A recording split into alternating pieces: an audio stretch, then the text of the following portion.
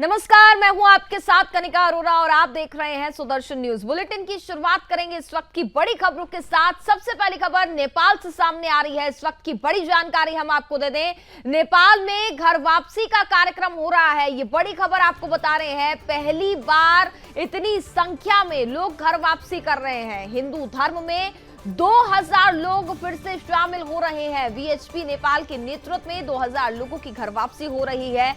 सुनसरी जिला के देवागंज गांव में ये भव्य कार्यक्रम आयोजित किया जा रहा है।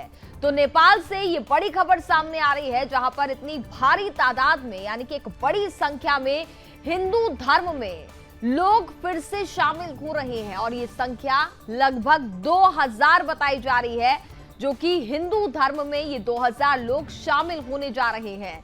तो घर वापसी का कार्यक्रम नेपाल में पहली बार इतनी बड़ी तादाद में अगर हम बात करें तो आयोजित हो रहा है।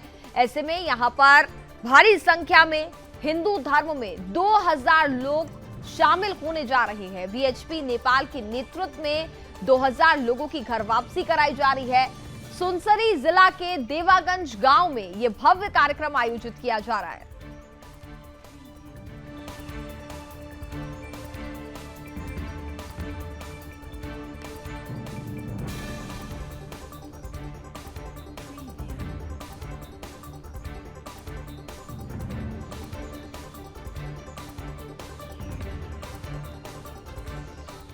खबरों में आगे बढ़ते हैं। 2 दिवसीय जिला न्यायपालिका राष्ट्रीय सम्मेलन होना है, जिसमें आपको बता दें कि प्रधानमंत्री नरेंद्र मोदी सम्मेलन करेंगे और इस सम्मेलन का उद्घाटन करने वाले हैं।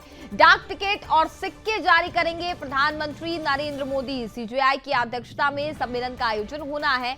प्रधानमंत्री नरेंद्र मोदी 2 दिवसीय जिला न्यायपालिका के राष्ट्रीय सम्मेलन का उद्घाटन करने वाले हैं। ये कॉन्फ्रेंस सुप्रीम कोर्ट की ओर से दिल्ली में स्थित भारत मंडपम में आयोजित हो रही है। इस अवसर पर पीएम मोदी सर्वोच्च न्यायालय की स्थापना के 75 वर्ष पूरे होने के उपलक्ष्य में डाक टिकट और सिक्के जारी करेंगे। चीफ जस्टिस ऑफ इंडिया यानी कि सीजेआई डीवाई चंद्रचूड़ की अध्यक्षता में राष्ट्रीय सम्मेलन का आयोजन किया जा रहा है।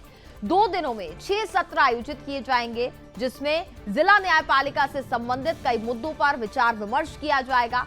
वहीं 1 सितंबर को इसके समापन पर राष्ट्रपति द्रौपदी मुर्मू सम्मेलन को संबोधित करेंगी।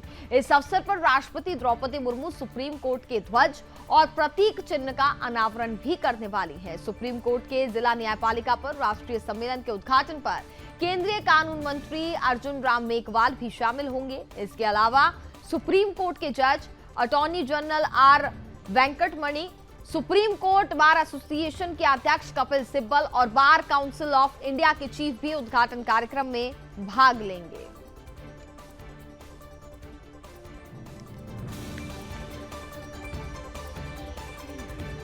And guided by judges and lawyers, I owe a debt of gratitude to the district judiciary.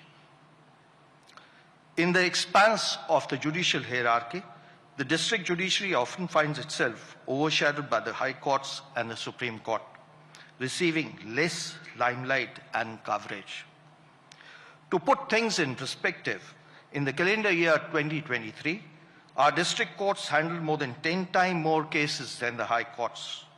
Therefore, it is said, and I quote, "If an evaluation were to be made of the importance of the role of different functionaries who play their part in the administration of justice, the top position would necessarily have to be assigned to the district court judge.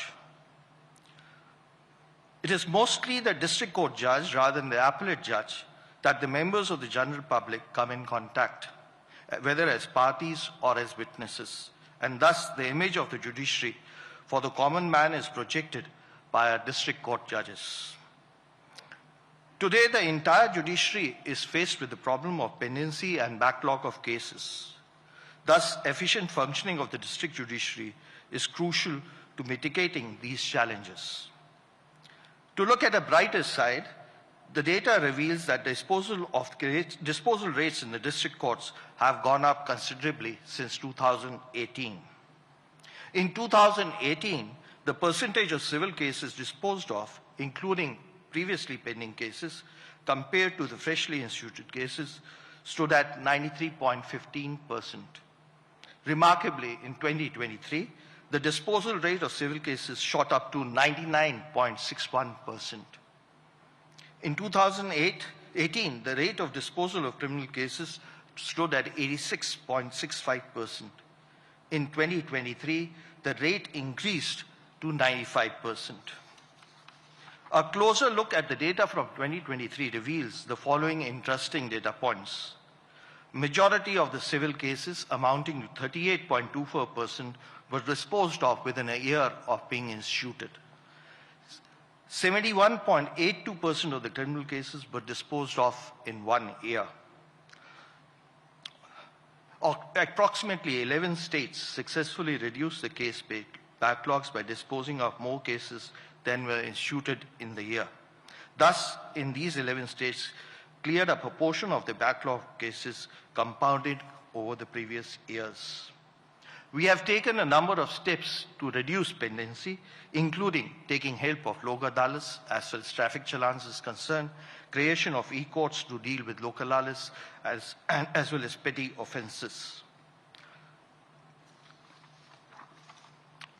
Judicial impact assessment, a must-discuss strategy for case management at all tiers of the judiciary, can be a powerful tool in assessment and enhancing the human resource and infrastructure in judiciary. This assessment has legislative and executive connotations as well. Truly interacting with the data represents, we can know our successes and weak points. Ultimately, it is not the grandeur of the courtrooms or the sophistication of our technology that will define us. Rather, we will be defined by our unwavering commitment to delivering justice, by enhancing access to justice, serving the people with compassion, empathy, and fairness. Thank you, and Jai Hind.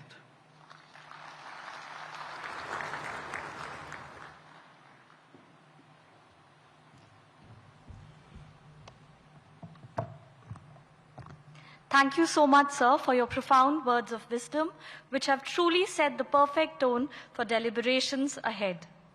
I would now like to request Shri Kapil Sibbal, President, Supreme Court Bar.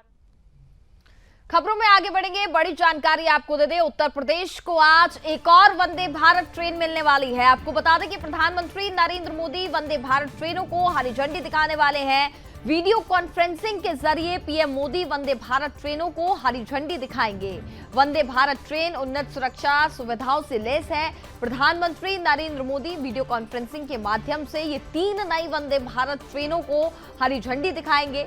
इनमें Meerut city, Lucknow, Madurai, Bengaluru और Chennai Egmore Nagercoil Vande Bharat express शामिल है। Meerut city Lucknow Vande Bharat express Meerut को लखनऊ से जोड़ने वाली पहली Vande Bharat express है।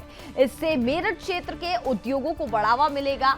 रेल मंत्रालय ने कहा, स्वदेश में तैयार वंदे भारत ट्रेन विश्व स्तरीय सुविधाओं और सुरक्षा सुविधाओं से लैस है, जिसमें कवच प्रौद्योगिकी, दिव्यांगजन अनुकूल शौचालय भी शामिल है।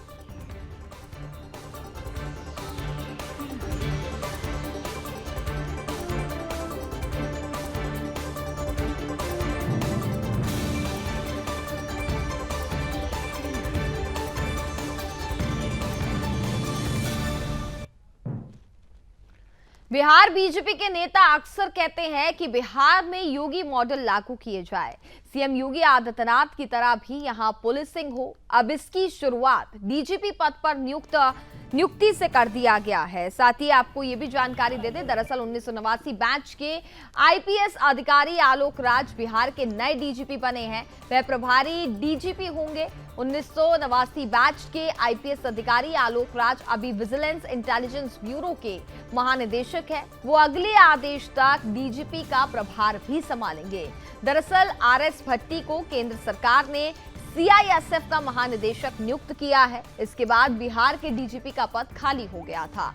शुक्रवार को बिहार सरकार के गृह विभाग ने आलोक राज की नियुक्ति की अधिसूचना जारी की। हालांकि आलोक राज को डीजीपी का पूर्णकालिक पद नहीं दिया गया है, वो फिलहाल अतिरिक्त प्रभार में रहेंगे। नए पुलिस महानिदेशक आलोक राज ने कार्यभार संभाल लिया है और अपने अधीनस्थों को 6 सूत्रीय मंत्र दिए हैं। नए डीजीपी ने कहा है कि वो सिर्फ पुलिस के डीजीपी नहीं बल्कि बिहार की जनता के डीजीपी बनना चाहते हैं। उन्होंने जनता से अपील की है कि पुलिस का सहयोग करें। पदभार ग्रहण करने के बाद आलोक राज ने कहा कि मैं बिहार के लोगों का पुलिस महानिदेशक बनना चाहता हूं। पुलिस मुख्यालय और पुलिस महानिदेशक का कार्यालय आम लोगों के वैधानिक कार्यों के लिए हमेशा खुला रहेगा।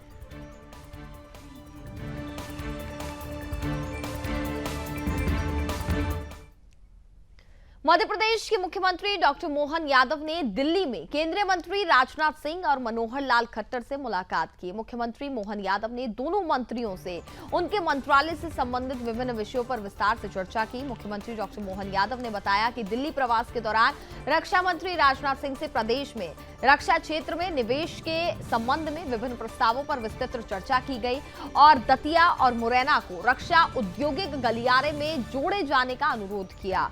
वहीं मुख्यमंत्री यादव ने बताया कि भोपाल में राजधानी परियोजना प्रशासन सड़कों, पार्कों और भवनों के निर्माण, विकास और रखरखाव के अलावा नजूल भूमि की सुरक्षा और विकास के कार्य करने वाली संस्था रही है।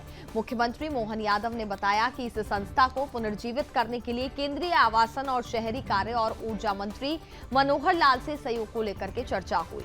उन्होंने कहा कि केंद्रीय मंत्रालय से आर्थिक और तकनीकी सहायता प्रदान करने का अनुरोध किया है और भविष्य में सीपीए पुनः भोपाल शहर की विकास गतिविधियों में योगदान दे सके। उन्होंने ये भी बताया कि केंद्रीय मंत्री ने इस संबंध में राज्य शासन को हर संभव सहायता देने का आश्वासन भी दिया है।